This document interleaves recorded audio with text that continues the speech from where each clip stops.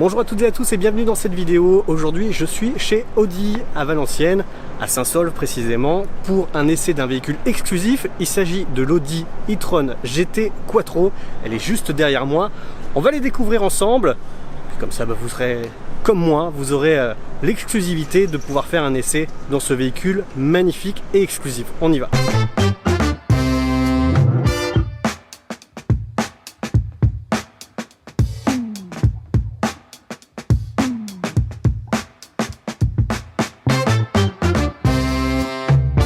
Voilà, c'est parti, je suis avec Herbert qui est missionné par la marque, par Audi, c'est ça Herbert, tu peux te présenter, voilà. Et qui va s'occuper de nous présenter ce véhicule, parce que c'est vraiment un véhicule très spécial. Herbert, je te laisse la parole. Bonjour, on t'écoute. Et avec plaisir.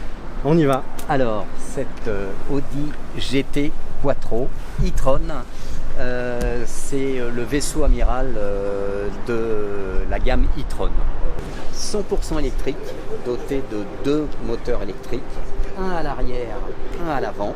C'est donc une transmission e-quattro parce qu'il n'y a pas de liaison mécanique entre l'essieu avant et l'essieu arrière. C'est l'électronique qui va gérer la répartition de la puissance. La batterie qui fait 83 kWh se trouve dans le sous-bassement de la voiture, sous nos pieds, donc une situation parfaite pour la répartition des masses de la voiture et qui va lui conférer un comportement dynamique très efficace. Alors, je vais pouvoir t'inviter à prendre place au volant, sachant que on a notre petit protocole sanitaire et que la voiture est bien sûr désinfectée entre chaque essai. Je vais juste t'inviter à mettre un petit peu de gel hydroalcoolique. Allez, on y va. Je vais quand même te proposer de mettre un peu de gel parce que ça fait partie de notre ouais, je t'en prie, fais comme on veut. Fais comme d'habitude. Donc... Alors bienvenue à bord de cette Audi e-tron GT Quattro. Donc tu connais la marque? Bien sûr. Je pense que tu n'es pas dépaysé. Ça va. On va retrouver face à nous sur la planche de bord le Virtual Cockpit, le MMI qui là est légèrement orienté vers toi, vers le conducteur. Et puis toute l'instrumentation habituelle de chez Audi avec peut-être une petite différence sur le sélecteur de vitesse. Pour démarrer, bouton start-stop. Ah d'accord, j'ai le siège qui se... À la différence près, oui, que là, elle reprend la position du profil conducteur habituel. Voilà, tu connais parfaitement les réglages. Ce sont les sièges Sport Pro, c'est-à-dire qu'ils sont non seulement réglables dans toutes les dimensions, y compris l'appui sous les cuisses, mais ils sont chauffants, ventilés et massants. D'accord. Donc c'est bon pour le dos. Le top de ce que l'on peut trouver en termes de siège et bien sûr très enveloppant, siège sport. Pour partir, on n'entend pas grand chose, mais... Donc là, le moteur est en route, on est d'accord. Le moteur est en route, on a démarré. Dans le silence, bien sûr. Ensuite, il suffit, comme toutes les voitures, pied sur le frein, de sélectionner le mode drive. On y est. Et en lâchant le frein, la voiture est dotée du mode rampant, d'une boîte de vitesse automatique, c'est-à-dire que pour les manœuvres, on n'a pas besoin d'accélérer, il suffit de lâcher les freins et la voiture progresse en marche avant ou en marche arrière. On entend légèrement le bruitage extérieur puisqu'il est obligatoire pour les voitures électriques d'émettre un bruit en dessous de 30 km/h en agglomération pour les piétons, bien sûr, voilà, ouais. pour être perçu des piétons. On aura l'occasion d'ailleurs de faire une ou deux accélérations que tu puisses ressentir le potentiel de cette voiture puisque, comme je le disais, elle est équipée de 2 moteurs électriques pour une puissance totale de 476 chevaux. D'accord. Avec une fonction boost qui porte cette puissance à 530 chevaux pendant 2 secondes et demie. Lors d'un dépassement par exemple ou de la nécessité d'une accélération vive. Le couple est de 620 Nm et il est disponible dès le premier tour moteur. C'est la grande qualité des moteurs électriques, c'est que le couple maximum délivré par le moteur l'est dès le démarrage du moteur, dès l'arrêt en fait. Ce qui donne cette sensation de poussée très, très performante et très linéaire. On va essayer ça. Pas là parce que... Oui. Alors, pas là, mais le comportement du châssis est également très performant, hein, puisque comme je le disais, les batteries étant placées au ras du sol, le centre de gravité de la voiture est très bas et donc ça lui permet de ne pas prendre de roulis en phase de virage. Elle est en plus dotée de toutes les dernières technologies en termes de train roulant. Nous avons une direction intégrale, les roues arrière sont directrices. D'accord. Nous avons une suspension pneumatique donc qui va permettre de lier un grand confort lorsque l'on est en mode confort ou au contraire un comportement très sportif sur le mode dynamique, puisque c'est une suspension qui peut se raffermir ou s'assouplir à volonté et qui plus est permet de régler la hauteur de la voiture. Donc en mode efficient et à haute vitesse sur autoroute, la voiture va pouvoir descendre d'une vingtaine de millimètres pour être plus aérodynamique.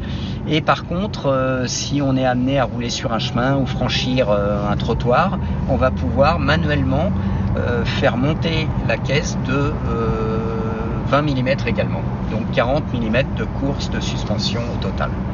Alors peut-être une question sur l'autonomie de ce véhicule. On en parle forcément, oui, puisque bien ça sûr, fait partie des préoccupations des possesseurs de véhicules électriques. Souvent la première question qui intervient. Cette voiture est donnée pour une autonomie normalisée, aux nouvelles normes WLTP, de l'ordre de 420 km. Ah oui, donc c'est confortable, oui, déjà. C'est quand même confortable et vérifié de l'ordre effectivement de 400 km. Et on a pu vérifier aussi bien en usage routier, autoroutier ou urbain que l'autonomie annoncée était d'une grande fiabilité. C'est-à-dire que oui, au fur et à mesure de notre parcours, ce qui est indiqué est vraiment, et c'est très précis, c'est réel. Absolument, il n'y a pas de tricherie. On ne va pas avoir de surprise. Ça, c'est super important, effectivement, le temps de rejoindre une borne. Absolument. C'est vraiment un des points sur l'électrique, sur le véhicule électrique. C'est vraiment les questions préoccupantes des personnes qui n'ont pas encore franchi le pas. Ceux qui ont des véhicules électriques voient qu'au final, à l'usage, c'est pas plus compliqué qu'un smartphone à utiliser. Pas du tout. Voilà, alors c'est la question des bornes, la question de recharger. Vous pouvez recharger chez vous. Vous rentrez chez vous. Exactement. Vous rechargez. Il y a plusieurs façons de recharger une voiture électrique. En la branchant, ce sont des voitures bien sûr plug-in, dites plug-in électriques. Donc en la branchant, ça peut aller être d'une prise domestique. On va la brancher au même titre qu'un aspirateur ou une cafetière. Oui. Donc là, forcément, le temps de charge sera plus long. Mais ce qu'il faut savoir, c'est que cette voiture embarque une électronique qui va lui permettre de charge extrêmement rapide lorsque les bornes de recharge le permettent. En l'occurrence, on a aujourd'hui sur nos réseaux routiers des superchargeurs. Les superchargeurs délivrent de l'électricité en courant continu avec des niveaux de puissance très élevés. Et cette voiture accepte jusqu'à 270 kW. Donc, alors faut expliquer quand même pour ceux qui ne connaissent pas, on a parlé d'une batterie donc de 90 kWh. Voilà. 270 kWh, il suffit de faire une division, c'est aussi simple que ça. Ça veut dire qu'en l'espace de 20 minutes, on va quasiment recharger notre batterie. Encore faut-il être à zéro, ce qui arrive très rarement. Eh bien, tout à fait. On est même, il faut éviter au plus haut point d'être à zéro. Oui, c'est embêtant sinon. C'est vrai que c'est un mode de conduite un petit peu différent à adopter. Une voiture thermique, on a tendance à attendre de voir la réserve s'allumer pour s'arrêter à la station-service. Une voiture électrique, il faut considérer que dès qu'on a l'occasion de la brancher quelque part, il ne faut pas s'en priver. C'est-à-dire que on est sur l'autoroute en présence d'un superchargeur, mais on s'arrête pour fumer une cigarette, prendre un petit café. Il faut en profiter pour la charger, même si on a encore de l'autonomie. Et on repart à chaque fois avec un niveau d'autonomie supérieur. Finalement, c'est exactement ce que je disais, hein, c'est l'équivalent d'un smartphone. C'est ça. Voilà, tu as besoin de reprendre un peu de puissance, tu recharges, tu arrives dans ta voiture. Bon, aujourd'hui, il y a les systèmes de charge par induction avec les smartphones. Donc on rentre dans la voiture, on met en charge, on arrive chez soi, on branche. Voilà, ce sont rares ceux qui utilisent les smartphones dans l'essence déchargée complètement. Exactement. Et là, c'est exactement la même utilisation. Donc au quotidien, finalement, c'est pas compliqué, quoi. Pas du tout. Les batteries comme celles des smartphones, n'ont plus de mémoire entre guillemets aujourd'hui, donc on peut les charger à tout moment sans aucun risque pour elles. Hein.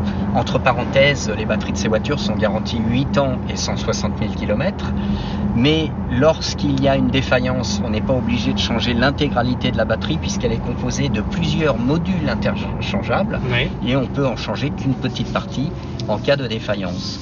Et il faut savoir que maintenant qu'on a un petit peu de recul, on sait que des batteries lithium-ion ont tenu bien plus de 8 ans et 160 000 km. Hein. On est en constante progression à ce niveau-là, puisque les batteries sont à la fois de plus en plus légères et de plus en plus performantes. En termes d'autonomie et également en termes de capacité de recharge, parce que finalement c'est un critère très important pour les automobilistes de raisonner en termes de temps de recharge. Oui. Comme on le voyait tout à l'heure, les chargeurs que l'on va trouver maintenant fréquemment dans les stations Total, le gouvernement va d'ailleurs débloquer une grosse somme pour que le réseau français s'équipe en superchargeurs. Et tous ces chargeurs permettent de régénérer sa batterie au moins à 80% ça va être de l'ordre d'une demi-heure ou moins d'une demi-heure. Alors là, on va pouvoir tester la performance. On est à l'arrêt, le feu va passer au vert, il n'y a personne devant, on a vérifié, c'est très safe. On va pouvoir. Et tu vas pouvoir accélérer à fond. Allez, vas-y. Oh là là, c'est énorme. Alors, je ne vais pas plus vite que la vitesse autorisée. On était arrivé à 100 km/h l'espace de. Voilà, je vais même ralentir un peu. C'est surprenant. C'est très très surprenant. C'est impressionnant. Je sais pas combien de temps il faut de 0 à 100 parce on a 4 secondes. 4 secondes de 0 à 100 pour passer de 0 à 100. C'est très très impressionnant. Alors que la voiture est relativement lourde quand même, puisqu'elle embarque un peu plus de 600 kg de batterie. On sent qu'on est collé au sol, il n'y a pas de souci. Mais du fait que l'on est en quattro, avec cette puissance qui est répartie sur les 4 roues, il n'y a pas le moindre patinage. Et effectivement, tout le couple de ces moteurs électriques passe au sol pour nous propulser en avant. Il lui faut 15 secondes pour passer à 200 km/h. Donc c'est extrêmement performant. C'est complètement fou, Et alors, curieusement, cette voiture, pour améliorer ses performances en termes d'ailleurs d'efficience, mais aussi d'accélération, est équipée d'une boîte de vitesse à 2 rapports à l'arrière. D'accord, il y a quand même des boîtes de vitesse sur le moteur arrière. Alors c'est hein. exceptionnel, en général il n'y en a pas, mais là il y en a une sur l'essieu arrière simplement. Et puis après en termes de technologie embarquée, bien sûr on va retrouver tout ce que l'on sait faire chez Audi. On est en conduite autonome de niveau 2, c'est-à-dire que lorsque vous activez le régulateur de vitesse adaptatif, la voiture va tenir compte de son environnement et elle va être capable de rester dans sa voie de circulation. Elle vous demandera simplement de reposer les mains sur le volant au bout de quelques secondes parce que la conduite 100% autonome n'est pas encore autorisée. En tout cas, moi ce que je constate, c'est le confort du véhicule. Les sièges, on l'a dit, des sièges très englobants. L'impression d'être sur un nuage. Le comportement routier dû à la batterie qui est donc Voilà, on ressent voilà. cette On va redresser efficacité. un tout petit peu, voilà. La caméra qui part un peu n'importe comment, mais voilà, enfin, on a vraiment un véhicule. Et une facilité de prise en main. C'est pas plus compliqué pour quelqu'un qui a déjà utilisé un véhicule en boîte automatique ou qui est déjà client Voilà. chez Audi, c'est très très simple à utiliser. On l'a vu, c'est une voiture qui est quand même Voilà, marche arrière. volumineuse. Et elle se prend en main très facilement. Alors je vois là, il y a la caméra également 360, là on a Exactement, comme l'impression alors d'une 360, et on peut choisir d'avoir en 3D Ah oui, notre voiture vue sous tous les angles pendant qu'on circule pour D'accord. vérifier qu'il n'y a pas d'obstacle de chaque côté ou derrière. alors ça c'est génial, c'est génial. Elle est également capable de se garer toute seule, bien sûr. D'accord. Et même maintenant de l'extérieur, c'est-à-dire que c'est le Ah oui, donc remote on park décide, assist. d'accord. Lorsque le client a appairé sa voiture via son compte MyAudi à son smartphone, il peut de l'extérieur, sous certaines conditions, qu'il soit à moins de 6 mètres de la voiture, que la clé ne soit pas dans la voiture, manœuvrer sa voiture depuis son smartphone pour par exemple la rentrer dans une place très étroite, Oui, donc dans un un parking parking, souterrain, ou la faire par exemple, sortir après. s'il n'y a plus la place, à peine la place d'ouvrir les portes, C'est génial ça. la faire C'est sortir. génial. Donc c'est encore une évolution Audi. Nickel, merci beaucoup Herbert. Pour Avec toutes ces plaisir. explications qui, Avec j'espère, plaisir. auront séduit les futurs acquéreurs ou simplement les curieux. Ben, je le souhaite en Ouais. attendant qu'ils puissent l'essayer par eux-mêmes. Voilà pour cet essai de l'Audi e-tron GT Quattro. J'espère que comme moi vous l'avez apprécié. Si vous êtes une entreprise, un professionnel, n'hésitez pas à me contacter au numéro qui s'affiche. Dans le cas contraire, eh bien, vous pouvez vous adresser directement à la concession Audi Valenciennes à Saint-Saulve. Je vous dis à très très bientôt. N'hésitez surtout pas à liker la vidéo, à la partager. Enfin bref, vous connaissez la chanson. À très très vite, portez-vous bien.